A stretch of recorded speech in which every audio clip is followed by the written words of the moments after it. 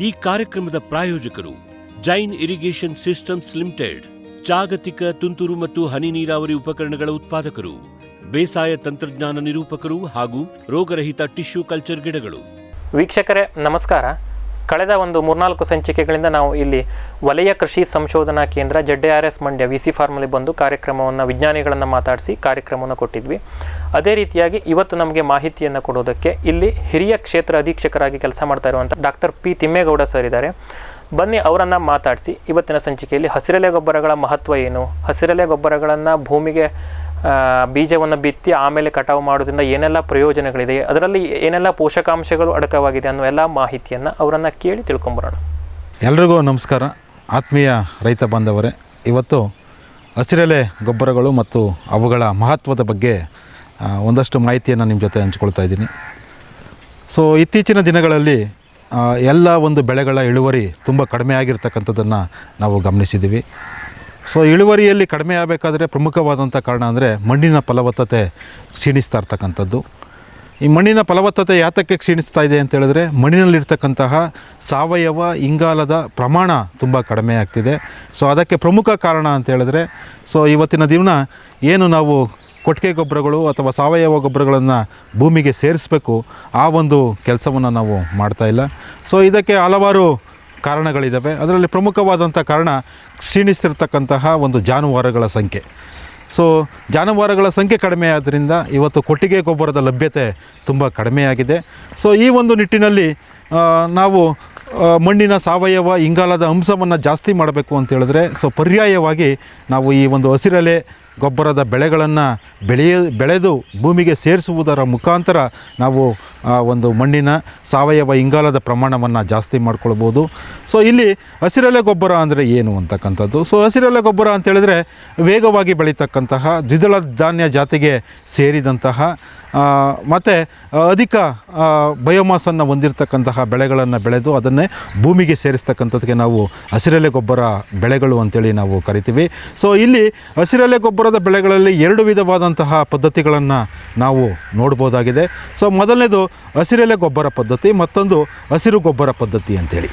So ಇಲ್ಲಿ ಹಸಿರು ಗೊಬ್ಬರ ಪದ್ಧತಿ ಅಂದರೆ ಏನು? ಸೊ ಹಸಿರು ಗೊಬ್ಬರ ಪದ್ಧತಿ ಅಂತೇಳಿದರೆ, ಸೊ ನಮ್ಮ ಒಂದು ಜಮೀನಿನಲ್ಲಿ ವೇಗವಾಗಿ ಬೆಳೀತಕ್ಕಂತಹ ದ್ವಿದಳ ಧಾನ್ಯ ಗುಂಪಿಗೆ ಸೇರಿದಂತಹ ಹಾಗೂ ವಾತಾವರಣದಲ್ಲಿರ್ತಕ್ಕಂಥ ಸಾರಜನಕವನ್ನು ಸ್ಥಿರೀಕರಿಸ್ತಕ್ಕಂತಹ ಒಂದು ಸಸ್ಯಗಳನ್ನು ಜಮೀನಿನಲ್ಲಿ ಬೆಳೆದು ಹೂ ಬಿಡೋಕ್ಕಿಂತ ಮುಂಚಿತವಾಗಿ ಅದನ್ನು ನಾವು ಭೂಮಿಗೆ ಸೇರಿಸೋದಕ್ಕೆ ನಾವು ಹಸಿರು ಗೊಬ್ಬರ ಪದ್ಧತಿ ಅಂತೇಳಿ ನಾವು ಕರಿತೀವಿ. ಸೊ ಉದಾಹರಣೆಗೆ ಚಂಬೆ ಆಗಿರ್ಬೋದು, ಅಫ್ಸೆಣ್ಬು, ಅದೇ ರೀತಿ ಹುರುಳಿ ಮತ್ತು ಸಸ್ಬೇನಿಯಾ. ಸೊ ಇಂಥ ಒಂದು ವೇಗವಾಗಿ ಬೆಳೀತಕ್ಕಂತಹ ದ್ವಿದಳ ಧಾನ್ಯ ಜಾತಿಗೆ ಸೇರಿದ ಬೆಳೆಗಳನ್ನು ನಾವು ಬೆಳೆದು ಭೂಮಿಗೆ ಸೇರಿಸಿದ್ರೆ ಸೊ ಅದನ್ನು ನಾವು ಹಸಿರು ಗೊಬ್ಬರ ಪದ್ಧತಿ ಅಂತ ಕರಿತೀವಿ. ಸೊ ಮತ್ತು 2ನೇ ಪದ್ಧತಿ ಹಸಿರೆಲೆ ಗೊಬ್ಬರ ಪದ್ಧತಿ. ಹಸಿರೆಲೆ ಗೊಬ್ಬರ ಪದ್ಧತಿಯಲ್ಲಿ ಏನು ಜಮೀನಿನ ಬದುಗಳಲ್ಲಿ ಬೆಳೆದಿರ್ತಕ್ಕಂಥ ಮರಗಳಿರ್ಬೋದು, ಆ ಮರಗಳ ಎಲೆಗಳನ್ನು ನಾವು ಸಂಗ್ರಹಣೆಯನ್ನು ಮಾಡಿ ಅದನ್ನು ಜಮೀನಿಗೆ ತಂದು ಅದನ್ನು ಭೂಮಿಗೆ ಸೇರಿಸೋದಕ್ಕೆ ನಾವು ಹಸಿರೆಲೆ ಗೊಬ್ಬರ ಪದ್ಧತಿ ಅಂತ ಕರಿತೀವಿ. ಸೊ ಇದರಲ್ಲಿ ಪ್ರಮುಖವಾಗಿ ಹೊಂಗೆ, ಬೇವು, ಇಂಥ ಒಂದು ತಗಚಿ, ಸೊ ಇಂಥ ಒಂದು ಮರಗಳ ಒಂದು ಎಲೆಗಳನ್ನು ಸಂಗ್ರಹಣೆಯನ್ನು ಮಾಡಿ ಸೊ ಭೂಮಿಗೆ ಸೇರಿಸೋದಕ್ಕೆ ನಾವು ಹಸಿರೆಲೆ ಗೊಬ್ಬರ ಪದ್ಧತಿ ಅಂತೇಳಿ ನಾವು ಕರಿತೀವಿ. ಸೊ ಮತ್ತೊಂದು ಇತ್ತೀಚಿನ ದಿನಗಳಲ್ಲಿ ನಮ್ಮಲ್ಲೇನು ಭಾಳಷ್ಟು ಕಳೆಗಳು ಬರ್ತಾ ಇದ್ದಾವೆ. ಪಾರ್ಥೇನಿಯಂ ಆಗಿರ್ಬೋದು, ಗೊಬ್ಬರದ ಗಿಡ ಆಗಿರ್ಬೋದು, ಎಕ್ಕ ಆಗಿರ್ಬೋದು. ಸೊ ಇಂಥ ಒಂದು ಕಳೆಗಳನ್ನು ಕೂಡ ಹೂ ಬಿಡೋಕ್ಕಿಂತ ಮುಂಚಿತವಾಗಿ ಅದನ್ನು ಕಟಾವನ್ನು ಮಾಡಿ ಸೊ ಅದನ್ನು ಭೂಮಿಗೆ ಸೇರಿಸೋದ್ರಿಂದ ಕೂಡ ನಾವು ಮಣ್ಣಿನ ಒಂದು ಸಾವಯವ ಇಂಗಾಲದ ಅಂಶವನ್ನು ಜಾಸ್ತಿ ಮಾಡ್ಕೊಳ್ಬೋದಾಗಿದೆ.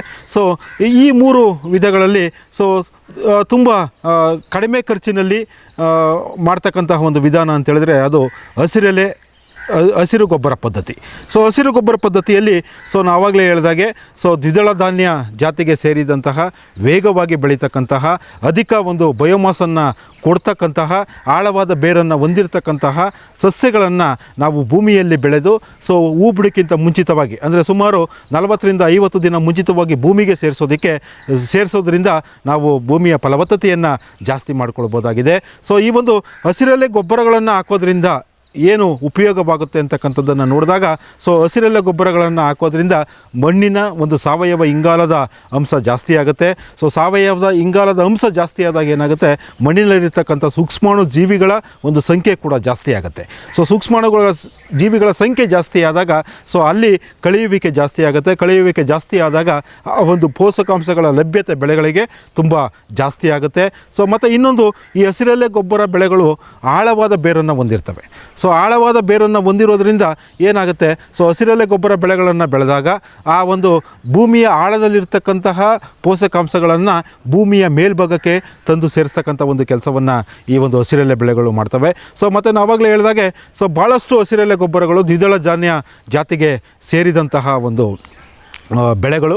ಸೊ ಈ ಒಂದು ಬೆಳೆಗಳು ವಾತಾವರಣದಲ್ಲಿರ್ತಕ್ಕಂಥ ಸಾರಜನಕವನ್ನು ಸ್ಥಿರೀಕರಿಸಿ ಮಣ್ಣಿಗೆ ಸೇರಿಸ್ತಕ್ಕಂಥ ಒಂದು ಗುಣವನ್ನು ಹೊಂದಿದ್ದಾವೆ.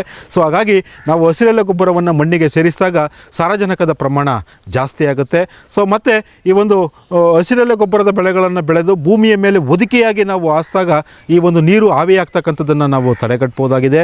ಅದೇ ರೀತಿ ಮಳೆ ಬಿದ್ದಾಗ ಆ ಒಂದು ಮಣ್ಣಿನ ಕೊಚ್ಚಣೆ ಆಗ್ತಕ್ಕಂಥದ್ದನ್ನು ನಾವು ತಡೆಗಟ್ಟಬಹುದಾಗಿದೆ. ಸೊ ಅದೇ ರೀತಿ ಮಣ್ಣಿನ ತಾಪಮಾನವನ್ನು ಕೂಡ ನಾವು ಮೇಂಟೈನ್ ಮಾಡ್ಕೊಳ್ಬೋದಾಗಿದೆ. ಸೊ ಅದೇ ರೀತಿ ಕೆಲವು ಸಂದರ್ಭದಲ್ಲಿ ಎಸ್ಪೆಷಲಿ ಎಲ್ಲಿ ಈ ಒಂದು ಅಧಿಕ ಪ್ರಮಾಣದ ಲವಣಾಂಶಗಳು ಇರ್ತವೆ, ಈ ಚೌಳು ಮತ್ತು ಜೌಗು ಮಣ್ಣುಗಳಲ್ಲಿ ಈ ಒಂದು ಹಸಿರೆಲೆ ಬೆಳೆಗಳನ್ನು ಬೆಳೆದು ಭೂಮಿಗೆ ಸೇರಿಸೋದ್ರಿಂದ ಸೊ ಲವಣಾಂಶಗಳ ಒಂದು ಪ್ರಮಾಣವನ್ನು ಕಡಿಮೆ ಮಾಡ್ಕೊಳ್ಬೋದಾಗಿದೆ. ಸೊ ಈ ಒಂದು ಇಷ್ಟೆಲ್ಲ ಉಪಯೋಗಗಳು ಈ ಒಂದು ಹಸಿರೆಲೆ ಬೆಳೆಗಳಿಂದ ಇರೋದ್ರಿಂದ, ಹಸಿರೆಲೆ ಬೆಳೆಗಳಿಂದ ಸಿಗೋದ್ರಿಂದ ನಾವು ಈ ಒಂದು ಹಸಿರೆಲೆ ಬೆಳೆಗಳನ್ನು ಬೆಳೆದು ಭೂಮಿಯಲ್ಲಿ ಸೇರಿಸಿ ನಂತರ ಪ್ರಮುಖವಾದಂಥ ಬೆಳೆಯನ್ನು ಬೆಳೆದರೆ ಸೊ ನಾವು ಅಧಿಕ ಇಳುವರಿಯನ್ನು ಪಡ್ಕೊಳ್ಬೋದು, ಮಣ್ಣಿನ ಫಲವತ್ತತೆಯನ್ನು ಕಾಪಾಡಿಕೊಳ್ಬೋದು.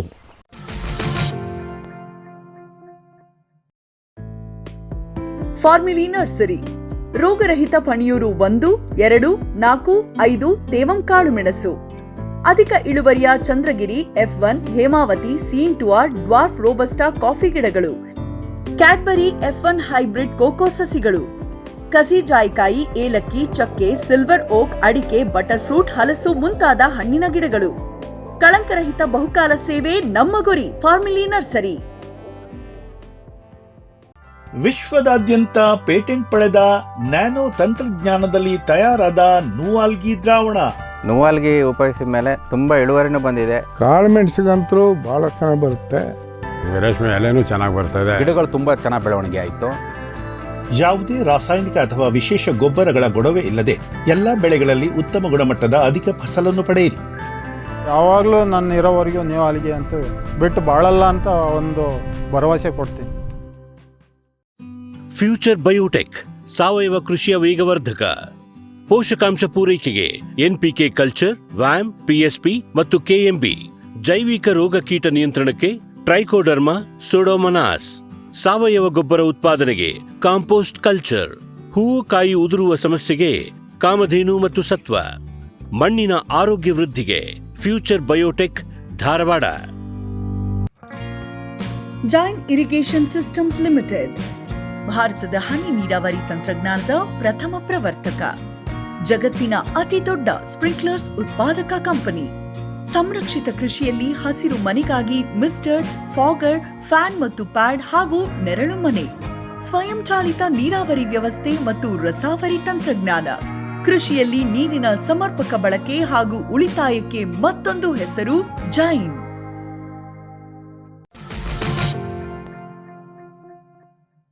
ಇನ್ನು ಹಸಿರೆಲೆ ಬೆಳೆಗಳು ಯಾವುವು ಅಂತಕ್ಕಂಥ ಬಂದಾಗ ಸೊ ಎಸ್ಪೆಷಲಿ ನಾವು ಚಂಬೆಯನ್ನು ಅಧಿಕ ಪ್ರಮಾಣದಲ್ಲಿ ಉಪಯೋಗವನ್ನು ಮಾಡ್ತೀವಿ.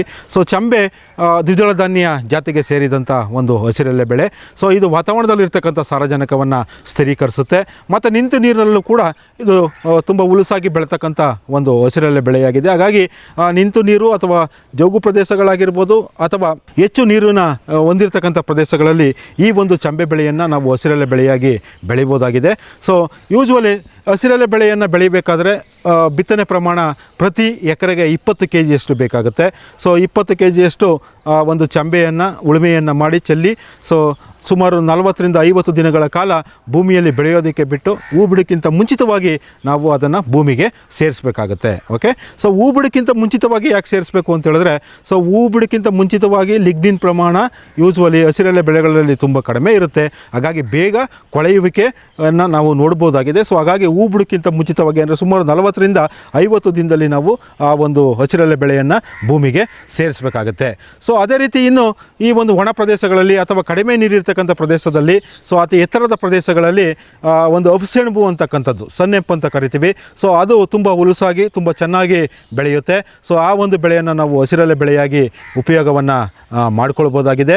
ಸೊ ಚಂಬೆನೂ ಕೂಡ ಅಪಸೆಣಬು ಕೂಡ ಎಕರೆಗೆ 20 kg ಬಿತ್ತನೆ ಬೀಜ ಬೇಕಾಗುತ್ತೆ. ಉಳುಮೆಯನ್ನು ಮಾಡಿ ಅದನ್ನು ಚೆಲ್ಲಿ ನಂತರ ಅದನ್ನು ಕೂಡ 45-50 ದಿನಗಳ ಒಳಗಾಗಿ ಭೂಮಿಗೆ ಸೇರಿಸಬೇಕಾಗತ್ತೆ. ಮಗ್ಗನ್ನು ಹೊಡೆದು ಭೂಮಿಗೆ ಸೇರಿಸೋದ್ರಿಂದ ಸೊ ನಾವು ಇಳುವರಿಯನ್ನು ಜಾಸ್ತಿ ಮಾಡ್ಕೊಳ್ಬೋದಾಗಿದೆ.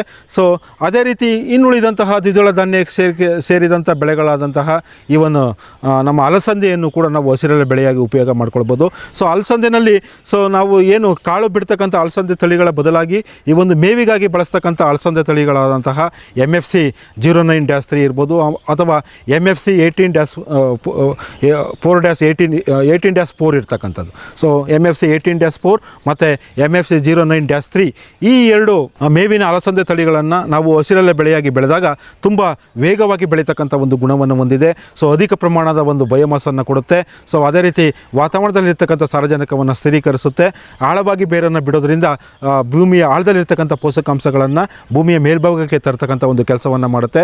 ಹಾಗಾಗಿ ಅಲಸಂದೆಯನ್ನು ಕೂಡ ನಾವು ಹಸಿರೆಲೆ ಬೆಳೆಯಾಗಿ ಬೆಳಿಬೋದು. ಅಲಸಂದೆಯನ್ನು ಹಸಿರೆಲೆ ಬೆಳೆಯಾಗಿ ಬೆಳಿಬೇಕಾದ್ರೆ ನಮಗೆ ಎಕರೆಗೆ 10 kg ಬಿತ್ತನೆ ಬೀಜ ಬೇಕಾಗುತ್ತೆ. ಇದನ್ನು ಕೂಡ ಉಳುಮೆಯನ್ನು ಮಾಡಿ ಸೊ ನಾವು ಬ್ರಾಡ್ಕಾಸ್ಟಿಂಗ್ ಅಥವಾ ಚೆಲ್ಲುವುದರ ಮುಖಾಂತರ ಅದನ್ನು ಚೆಲ್ಲಿ ನಂತರ ಅದನ್ನು ಕೂಡ ಸುಮಾರು 45-50 ದಿನಗಳ ಒಳಗಾಗಿ ಭೂಮಿಗೆ ಸೇರಿಸೋದ್ರಿಂದ ನಮಗೆ ಭೂಮಿಯ ಫಲವತ್ತತೆಯನ್ನು ಜಾಸ್ತಿ ಮಾಡ್ಕೊಳ್ಬೋದಾಗಿದೆ. ಸೊ ಮತ್ತೊಂದು ಉರುಳಿ.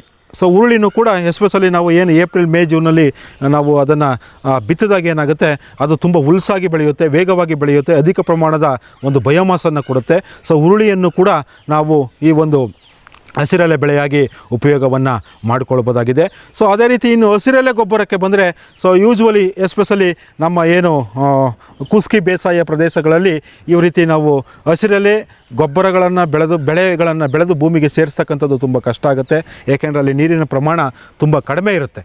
ಸೊ ಅಂಥ ಒಂದು ಸಂದರ್ಭದಲ್ಲಿ ನಾವು ಬದುಗಳ ಮೇಲೆ ಈ ಒಂದು ಗೊಬ್ಬರದ ಗಿಡ ಅಥವಾ ಗ್ಲಿರಿಸೀಡಿಯಾ ಆಗಿರ್ಬೋದು, ಸುಬಾಬುಲ್ ಆಗಿರ್ಬೋದು, ಸೊ ಅಥವಾ ವಂಗೆ ಆಗಿರ್ಬೋದು, ಬೇವಾಗಿರ್ಬೋದು, ಸೊ ಇಂಥ ಒಂದು ಬೆಳೆಗಳನ್ನು ಬೆಳೆದು ಅಥವಾ ರೋಡಿನ ರಸ್ತೆಗಳ ಇಕ್ಕೆಲೆಗಳಲ್ಲಿ ಬೆಳೆದಿರ್ತಕ್ಕಂತಹ ವಂಗೆ ಅಥವಾ ಬೇವಿನ ಮರದ ಎಲೆಗಳನ್ನು ತಂದು ಸೊ ಅದನ್ನು ಭೂಮಿಗೆ ಸೇರಿಸಿ ಸೊ ನಂತರ ಮುಖ್ಯವಾದಂಥ ಬೆಳೆಯನ್ನು ಬಿತ್ತನೆಯನ್ನು ಮಾಡಿಕೊಳ್ಬೋದಾಗಿದೆ.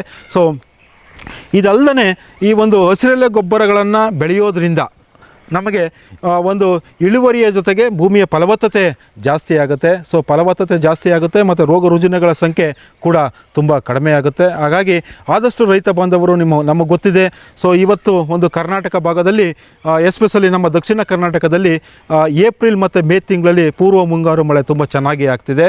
ಸೊ ಆ ಒಂದು ಪೂರ್ವ ಮುಂಗಾರು ಮಳೆಯನ್ನು ನಾವು ಉಪಯೋಗ ಮಾಡಿಕೊಂಡು ಈ ಒಂದು ಹಸಿರೆಲೆ ಬೆಳೆಗಳನ್ನು ಬಿತ್ತನೆಯನ್ನು ಮಾಡಿಕೊಂಡು ಸೊ ನಂತರ ಏನು ಮುಖ್ಯ ಬೆಳೆಯನ್ನು ನಾವು ಜುಲೈ ಅಥವಾ ಆಗಸ್ಟ್ ತಿಂಗಳಲ್ಲಿ ಬೆಳಿತೀವಿ, ಸೊ ಅದಕ್ಕಿಂತ 15 ದಿನ ಮುಂಚಿತವಾಗಿ ಭೂಮಿಗೆ ಸೇರಿಸ್ತಕ್ಕಂಥದ್ದು ಡಿಸ್ಕ್ ಫ್ಲೋ ಇದ್ದ ಅಥವಾ ರೋಟೋವೇಟ್ರ್ ಮುಖಾಂತರ ಅದನ್ನು ಭೂಮಿಗೆ ಸೇರಿಸಿ ನಂತರ ಮುಖ್ಯ ಬೆಳೆಗಾದಂತಹ ಭತ್ತ ಆಗಿರ್ಬೋದು, ಕಬ್ಬಾಗಿರ್ಬೋದು ಅಥವಾ ಮುಸ್ಕಿನ ಜೋಳವನ್ನು ಬೆಳೆಯೋದ್ರಿಂದ ನಮಗೆ ಅಧಿಕ ಒಂದು ಉತ್ಪಾದನೆಯನ್ನು ಮಾಡ್ಕೊಳ್ಬೋದು. ಅದಲ್ಲದೆ ಸೊ ಹಸಿರೆಲೆ ಗೊಬ್ಬರಗಳನ್ನು ಭೂಮಿಗೆ ಸೇರಿಸಿ ನಂತರ ಮುಖ್ಯ ಬೆಳೆಗಳನ್ನು ಬೆಳೆಯೋದ್ರಿಂದ ನಾವು ಮುಖ್ಯ ಬೆಳೆಗಳಿಗೆ ಏನು ರಸಗೊಬ್ಬರಗಳನ್ನು ಕೊಡ್ತಾ ಇದ್ದೀವಿ, ಶಿಫಾರಸು ಮಾಡಿದಂಥ ರಸಗೊಬ್ಬರಗಳನ್ನು ಕೊಡ್ತಾ ಇದ್ದೀವಿ, ಸೊ ಅದರಲ್ಲಿ 25% ರಸಗೊಬ್ಬರಗಳ ಪ್ರಮಾಣವನ್ನು ನಾವು ಕಡಿಮೆ ಮಾಡಿಕೊಳ್ಬೋದಾಗಿದೆ.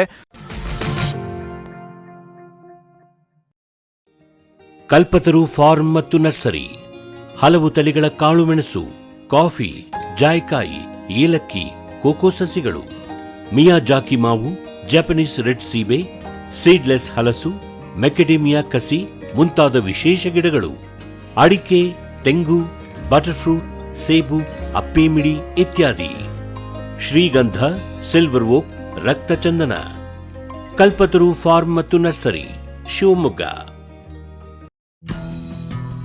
ಜೈನ್ಸ್ ಜಗತ್ತಿನ ಅತಿದೊಡ್ಡ ಅಂಗಾಂಶ ಕೃಷಿ ಪ್ರಯೋಗಾಲಯ ಹಾಗೂ ಟಿಸಿ ಗಿಡಗಳ ಉತ್ಪಾದಕರು. ಸಮೃದ್ಧ ಇಳುವರಿಗೆ ಜೈನ್ ಜೀನೇನ್, ಯಾಲಕ್ಕಿ, ನೇಂದ್ರನ್ ಹಾಗೂ ಕೆಂಪು ಬಾಳೆ ಸಸ್ಯಗಳು, ದಾಳಿಂಬೆ, ಭಗವತಳಿಯ ರೋಗಮುಕ್ತ ಸಸ್ಯಗಳು, ಲಕ್ನೋ 49 ಪೇರಳೆ, ಸ್ಟ್ರಾಬೆರಿ ಇತ್ಯಾದಿ ಗಿಡಗಳು ಯೋಗ್ಯ ಬೆಲೆಯಲ್ಲಿ. ಅಂಗಾಂಶ ಕೃಷಿಯ ಜಾಗತಿಕ ಬ್ರ್ಯಾಂಡ್ ಜೈನ್. ಗ್ರೀನ್ ಪ್ಲಾಸ್ಟ್ ISI ಪ್ರಮಾಣೀಕೃತ ಪರಿಶುದ್ಧ HDPE ಜಿಯೋ ಮೆಂಬ್ರೇನ್ ಪಾಂಡ್ ಲೈನರ್ಗಳು ಕೃಷಿ ಹೊಂಡ, ಕೆರೆ, ಕಾಲುವೆ, ಮೀನುಕೊಳ, ಸ್ಪಿರುಲಿನಾ ಹೊಂಡಗಳಿಗೆ ಬೇಕಾದ ಆಕಾರ ಮತ್ತು ವಿಸ್ತೀರ್ಣಗಳಲ್ಲಿ ಸರ್ಕಾರದ ಸಬ್ಸಿಡಿ ಯೋಜನೆಯಡಿ ಲಭ್ಯ. 100% ಪುನರ್ಬಳಕೆ, UV ಮತ್ತು ಒಡಕು ನಿರೋಧಕ, ಪಕ್ಕಾ ಜೋಡಣೆ, 5 ವರ್ಷಗಳ ಲಿಖಿತ ವಾರಂಟಿ. ಗ್ರೀನ್ ಪ್ಲಾಸ್ಟ್. ಸಮೃದ್ಧ ಸಾವಯವ ಗೊಬ್ಬರ, MSGP ಮತ್ತು KCDC ಉತ್ಪಾದನೆ, ಫಾರ್ಮ್ ಟಿವಿಯಿಂದ ಸರಬರಾಜು. ಅತಿ ಕಡಿಮೆ ಬೆಲೆಗೆ ಅತ್ಯುತ್ತಮ ಗೊಬ್ಬರ. ಇಲ್ಲ ಭಾರಲೋಹ, ಕೃಷಿ ವಿಶ್ವವಿದ್ಯಾಲಯದಿಂದ ಪರೀಕ್ಷಿತ ಸಾವಯವ ಇಂಗಾಲ, NPK, PH, EC ಎಲ್ಲ ನಿಗದಿತ ಮಿತಿಯಲ್ಲಿ. ಅಡಿಕೆ, ತೆಂಗು, ಬಾಳೆ, ಕಾಫಿ, ದಾಳಿಂಬೆ, ದ್ರಾಕ್ಷಿ, ಕಬ್ಬು, ಭತ್ತ, ಜೋಳ, ಹತ್ತಿ ಹೀಗೆ ಎಲ್ಲಾ ಬೆಳೆಗಳಿಗೂ ಪ್ರಶಸ್ತ. ಜೀವಂತ ಮಣ್ಣು, ಸಮೃದ್ಧ ಬೆಳೆ, ಅತ್ಯಧಿಕ ಲಾಭಕ್ಕೆ ಬಳಸಿ ಸಿಟಿ ಕಾಂಪೋಸ್ಟ್.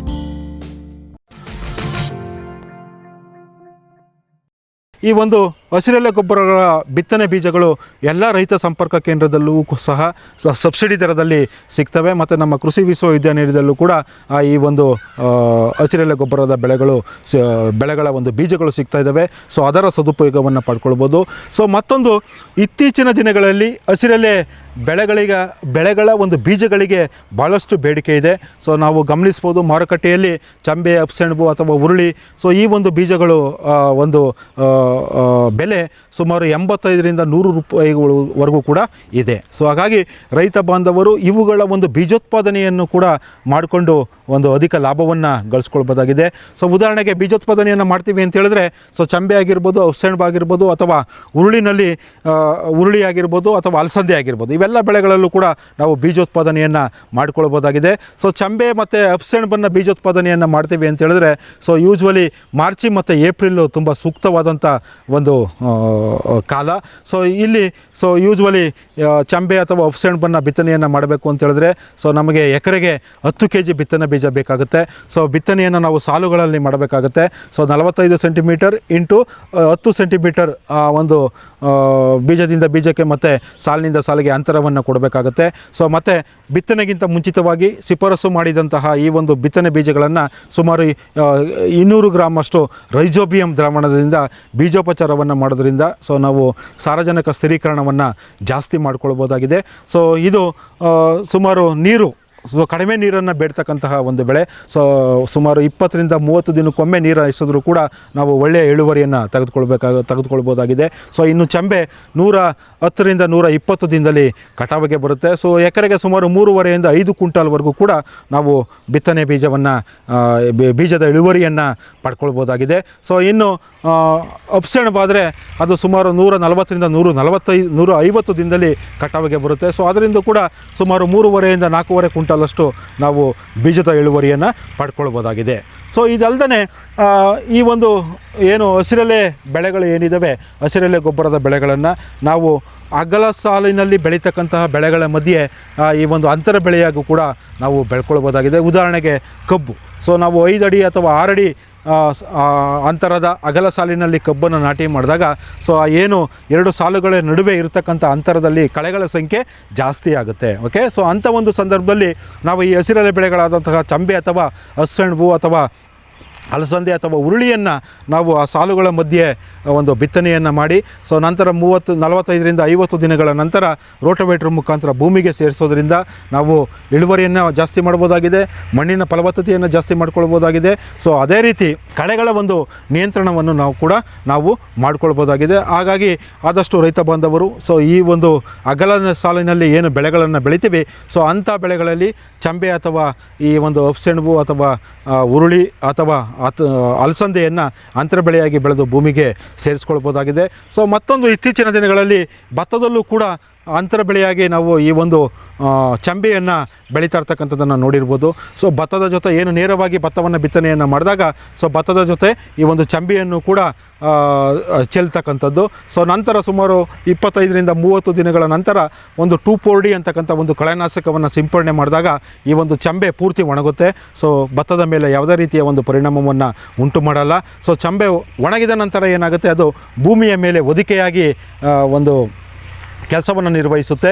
ಸೊ ಇದರಿಂದ ನೀರಾವಿ ಆಗ್ತಕ್ಕಂಥದ್ದನ್ನು ತಪ್ಪಿಸ್ಬೋದಾಗಿದೆ. ಸೊ ಹಾಗಾಗಿ ಮತ್ತು ಕಳೆಗಳ ಒಂದು ನಿಯಂತ್ರಣವನ್ನು ಕೂಡ ತುಂಬ ಸುಲಭವಾಗಿ ಮಾಡಿಕೊಳ್ಬೋದಾಗಿದೆ. ಸೊ ಹಾಗಾಗಿ ಭತ್ತದ ಜೊತೆ ಈ ಒಂದು ಚಂಬೆಯನ್ನು ಚೆಲ್ಲೋದ್ರಿಂದ ಸೊ ನಂತರ ಅದಕ್ಕೆ 2,4-D ಕಳೆನಾಶಕವನ್ನು ಸಿಂಪಡಣೆ ಮಾಡಿ ಒಣಗಿಸೋದ್ರಿಂದ ನಾವು ಕಡಿಮೆ ಖರ್ಚಿನಲ್ಲಿ ಅಧಿಕ ಇಳುವರಿಯನ್ನು ಪಡ್ಕೊಳ್ಬೋದಾಗಿದೆ. ಸೊ ಅದೇ ರೀತಿ ಇತ್ತೀಚಿನ ವರ್ಷಗಳಲ್ಲಿ ನಮಗೆ ಗೊತ್ತಿರೋ ರೀತಿ ಈ ಕಳೆಗಳ ಸಂಖ್ಯೆ ತುಂಬ ಜಾಸ್ತಿ ಆಗ್ತಿದೆ. ಎಸ್ಪೆಷಲಿ ಈ ಒಂದು ಬೆಳೆ ರಹಿತ ಪ್ರದೇಶಗಳಲ್ಲಿ ಕಳೆಗಳ ಸಂಖ್ಯೆ ತುಂಬ ಜಾಸ್ತಿ ಇರುತ್ತೆ. ಸೊ ಕೆಲವು ಕಳೆಗಳು ಈ ಒಂದು ರೋಗ ನಿರೋಧಕ ಶಕ್ತಿಯನ್ನು ಕೂಡ ಹೊಂದಿರ್ತವೆ. ಉದಾಹರಣೆಗೆ ಎಕ್ಕ ಆಗಿರ್ಬೋದು, ಸೊ ಇಂಥ ಒಂದು ಅಥವಾ ಬೇವಿನ ಸೊಪ್ಪು ಆಗಿರ್ಬೋದು. ಸೊ ಇಂಥ ಒಂದು ಕಳೆಗಳನ್ನು ನಾವು ಭೂಮಿಯಲ್ಲಿ ಸೇರಿಸೋದ್ರಿಂದ ಈ ಒಂದು ಜಂತು ಹುಳುಗಳ ಬಾಧೆಯನ್ನು ಕಡಿಮೆ ಮಾಡ್ಕೊಳ್ಬೋದಾಗಿದೆ. ಸೊ ಹಾಗಾಗಿ ಆದಷ್ಟು ರೈತ ಬಾಂಧವರು ಸೊ ಕಳೆಗಳನ್ನು ಸಂಗ್ರಹಣೆಯನ್ನು ಮಾಡಿ ಸೊ ಅದನ್ನು ಭೂಮಿಗೆ ಸೇರಿಸೋದ್ರಿಂದ ಕೂಡ ನಾವು ಕಳೆಗಳ ನಿಯಂತ್ರಣವನ್ನು ಮಾಡ್ಬೋದು. ಸೊ ಅದೇ ರೀತಿ ಭೂಮಿಯ ಫಲವತ್ತತೆಯನ್ನು ಕೂಡ ಜಾಸ್ತಿ ಮಾಡ್ಕೊಳ್ಬೋದಾಗಿದೆ. ಸೊ ಆದರೆ ಒಂದು ವಿಷಯವನ್ನು ಇಲ್ಲಿ ಗಮನಿಸಬೇಕಾಗುತ್ತೆ. ಸೊ ಕಳೆಗಳನ್ನು ನಾವು ಹಸಿರೆಲೆ ಗೊಬ್ಬರವಾಗಿ ಬಳಸಬೇಕಾದಾಗ ಸೊ ಹೂ ಬಿಡೋಕ್ಕಿಂತ ಮುಂಚಿತವಾಗಿ ಅದನ್ನು ನಾವು ಭೂಮಿಗೆ ಸೇರಿಸಬೇಕಾಗುತ್ತೆ. ಸೊ ಇಲ್ಲ ಅಂದರೆ ಏನಾಗುತ್ತೆ, ಕಳೆಗಳ ಸಂಖ್ಯೆ ತುಂಬ ಜಾಸ್ತಿ ಆಗುತ್ತೆ. ಸೊ ಈ ನಿಟ್ಟಿನಲ್ಲಿ ಎಲ್ಲ ರೈತ ಬಾಂಧವರು ಕೂಡ ಇವಾಗೇನು ಪೂರ್ವ ಮುಂಗಾರಿನಲ್ಲಿ ಮಳೆ ಬೀಳ್ತಿದೆ, ಸೊ ಈ ಮಳೆಯ ನೀರನ್ನು ಸದುಪಯೋಗವನ್ನು ಪಡಿಸ್ಕೊಳ್ಬೇಕು ಅಂತ ಹೇಳಿದ್ರೆ ಸೊ ಈ ಒಂದು ಹಸಿರೆಲೆ ಬೆಳೆಗಳನ್ನು ಬೆಳಿಬೇಕಾಗುತ್ತೆ. ಹಸಿರೆಲೆ ಬೆಳೆಗಳನ್ನು ಬೆಳೆದು ಸೊ ಅದನ್ನು ಭೂಮಿಗೆ ಸೇರಿಸಿ ನಂತರ ಮುಖ್ಯ ಬೆಳೆಗಳನ್ನು ಬೆಳಿಬೇಕು ಅಂತೇಳಿ ವಿನಂತಿಸಿಕೊಳ್ತಾ ನನ್ನ ಒಂದು ಮಾಹಿತಿಯನ್ನು ಮುಗಿಸ್ತಾ ಇದ್ದೀನಿ. ನಮಸ್ಕಾರ. ವೀಕ್ಷಕರೇ, ಇಷ್ಟೊತ್ತಿನವರೆಗೆ ಡಾಕ್ಟರ್ ಪಿ ತಿಮ್ಮೇಗೌಡ ಸರ್ ಅವರು ನಮಗೆ ಹಸಿರೆಲೆ ಗೊಬ್ಬರದ ಕುರಿತಾಗಿ ಸಾಕಷ್ಟು ಮಾಹಿತಿಗಳನ್ನು ಕೊಟ್ಟಿದ್ದಾರೆ. ಹಾಗೆಯೇ ಭತ್ತದಲ್ಲಿ ಅಂತರ ಬೆಳೆಯನ್ನಾಗಿ ಇದನ್ನು ಮಾಡಿದರೆ ಏನೆಲ್ಲ ಪ್ರಯೋಜನಗಳಿದೆ ಅನ್ನುವ ಎಲ್ಲ ಮಾಹಿತಿಯನ್ನು ಕೂಡ ಕೊಟ್ಟಿದ್ದಾರೆ. ಅವರಿಗೆ ನಮ್ಮ ವಾಹಿನಿಯ ಪರವಾಗಿ ಹಾಗೂ ಎಲ್ಲ ವೀಕ್ಷಕರ ಪರವಾಗಿ ಧನ್ಯವಾದಗಳನ್ನು ಹೇಳ್ತಾ ಮತ್ತೆ ಮುಂದಿನ ಸಂಚಿಕೆಯಲ್ಲಿ ಭೇಟಿಯಾಗೋಣ. ನಮಸ್ಕಾರ.